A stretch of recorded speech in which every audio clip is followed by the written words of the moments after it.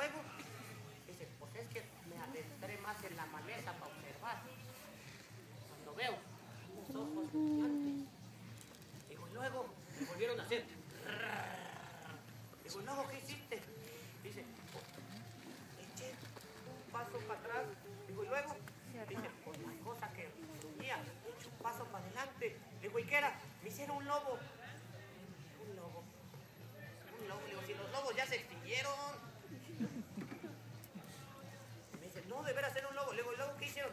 Dice Sofronio, pues agarré mi pistola y le quise disparar y se me encasquilló. Digo, y luego, dice, Cirilo la agarró y se la aventó así. Digo, y luego, y el lobo nomás le hizo. Dice, que da 2 pasos para adelante y nosotros 2 para atrás. Digo, y luego, el lobo da otros 2 y nosotros otros 2. Dice, ¿y luego qué hicieron? Dice, pues nos arrancamos a correr. Dice, ahí venimos corriendo así. Digo, y luego, y el lobo atrás de nosotros. Ya nos iba a poner una tepalcuada cuando de repente se tropieza el lobo.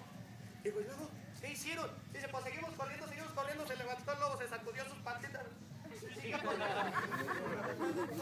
Digo, y luego, dice, ya me iba a morder una tepalcuada, y que se vuelve a resbalar el lobo. Y ya llegamos hasta acá. Digo, mira, qué valientes soldados tengo. Cualquier otro soldado se hubiera zurrado del susto. ¿Qué cree que se venía resbalando el lobo?